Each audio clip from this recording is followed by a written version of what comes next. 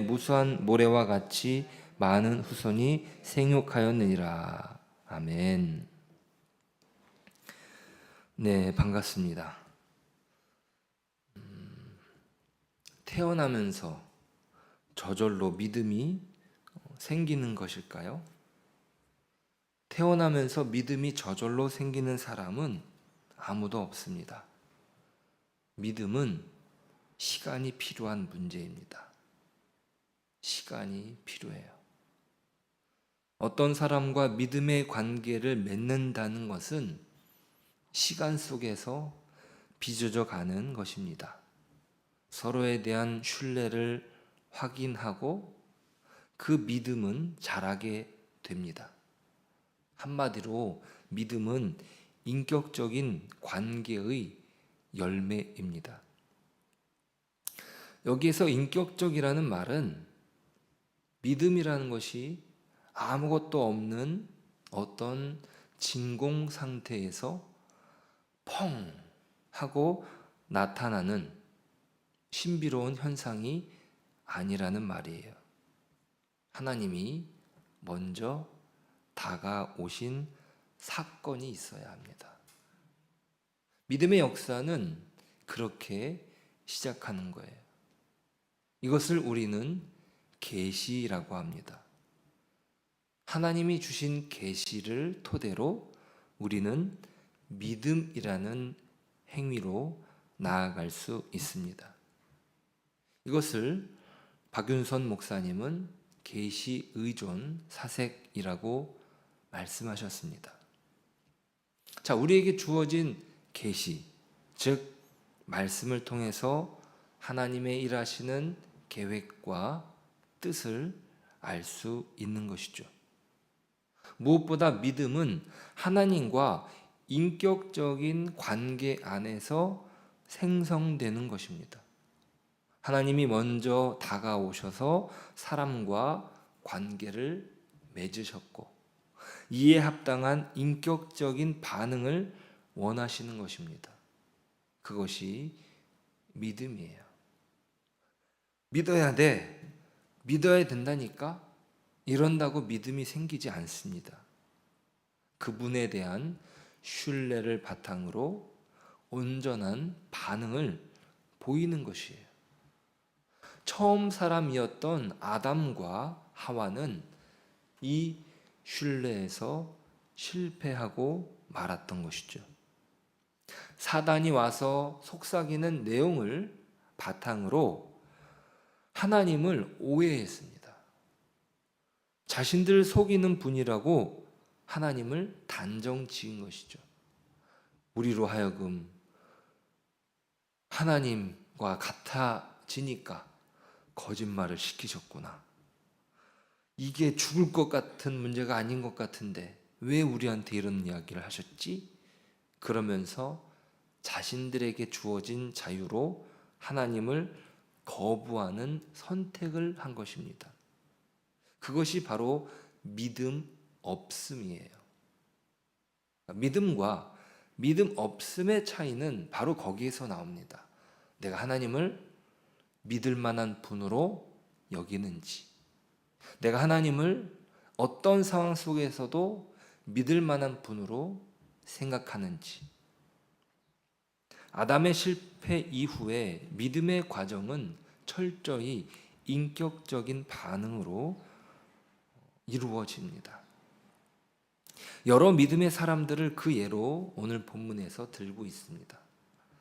이들은 한결같이 하나님과의 관계 안에서 믿음의 선택을 한 것이에요.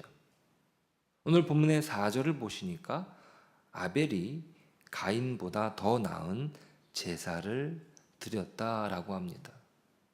이 말이 무슨 말입니까? 하나님이 보신 것은 무엇이냐면 아벨과 그의 제물, 그리고 가인에게서도 가인과 그의 제물을 보신 거예요. 단순히 제물의 문제가 아닙니다. 그 삶을 보신 거죠. 야, 너가 참 좋은 재물을 가져왔구나. 너가 내 마음에 드는 재물을 가져왔어. 하나님이 그렇게 말씀하지 않으십니다. 믿음은 삶의 문제입니다. 삶과 동떨어진 어떤 재물이나 사상의 문제가 아니에요. 사도 바울도요, 자기가 이렇게 믿고 따라가는 것을 옳다고 생각했고 그것이 믿음이라고 생각했어요. 아니었죠.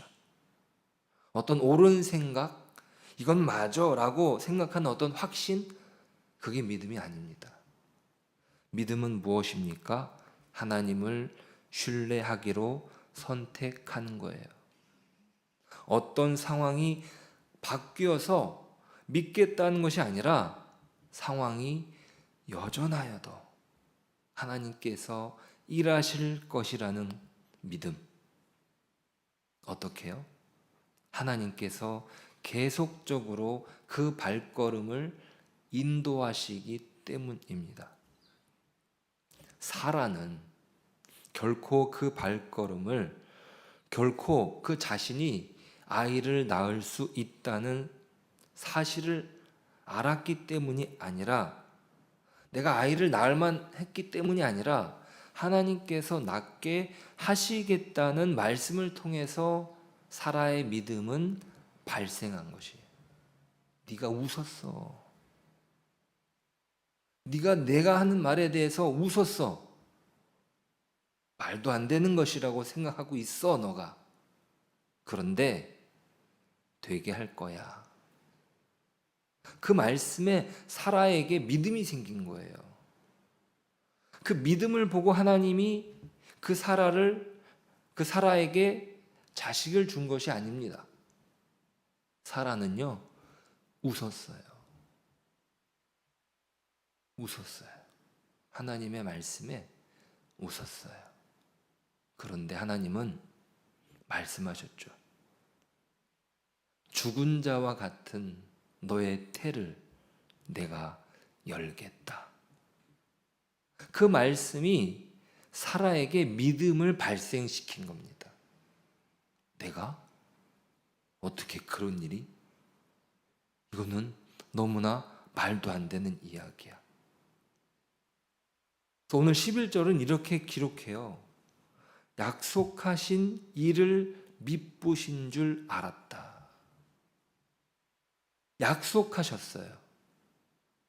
그분이 믿음스럽다, 믿음직하신 분이다 라고 하는 것을 알았다. 알게 되었다라는 거예요. 그의 인생 속에 하나님의 말씀이 이루어지는 것을 그의 몸이 아는 거예요. 그의 몸이 어떻게 나에게 이런 일이 점점 배가 불러오고 점점 임신의 증상이 생기죠.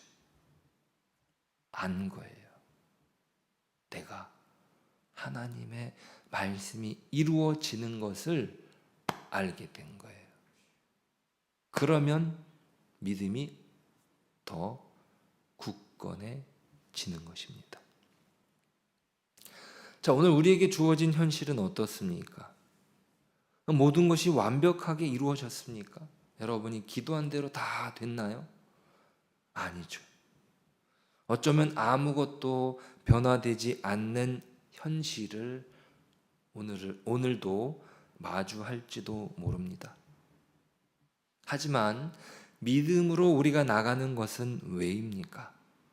하나님께서 신실하시고 선하신 분이기 때문이에요.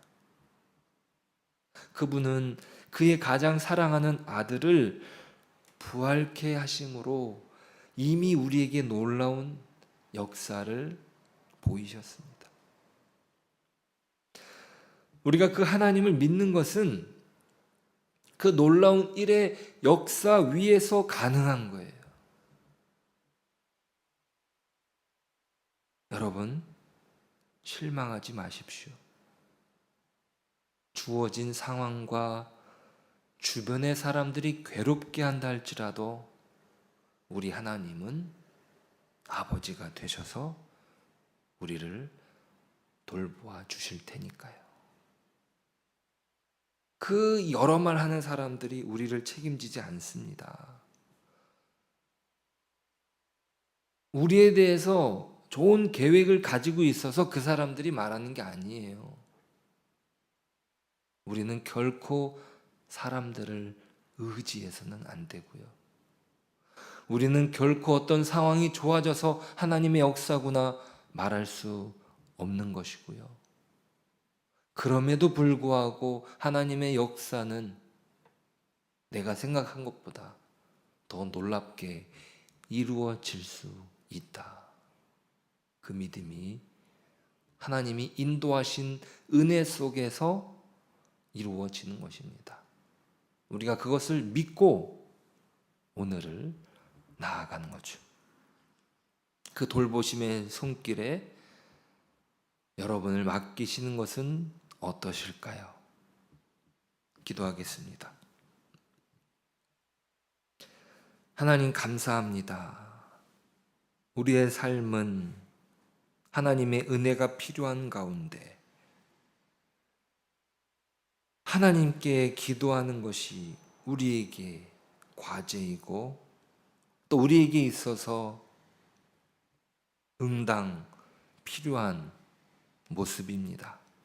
주님, 이 시간 믿음으로 나아갑니다. 하나님께서 우리를 위해 행하신 놀라운 역사 위에서 우리의 믿음이 사용되기를 소망합니다. 주님, 우리를 돌보아 주시옵소서. 오늘 하루도 주님을 믿습니다. 오늘 하루도 주님을 의지합니다. 우리에게 약속하신 말씀, 우리로 이루시겠다는 놀라운 역사 반드시 이루어질 것이고 그 과정 속에 우리가 사용됨이 얼마나 큰 은혜요, 자랑이요, 행복인지 알게 하여 주옵소서. 오늘도 주님이 나의 하나님이시기에, 오늘도 주님이 나의 아버지이시기에 믿음으로 주님께 나아갑니다. 오늘 하루도 오늘 하루에 일용할 양식으로, 오늘 하루에 일용할 은혜로 함께하여 주옵소서. 예수님의 이름으로 기도드립니다. 아멘. 우리 함께 기도하실 때 우리 여름 사역을 위해서 그 과정 속에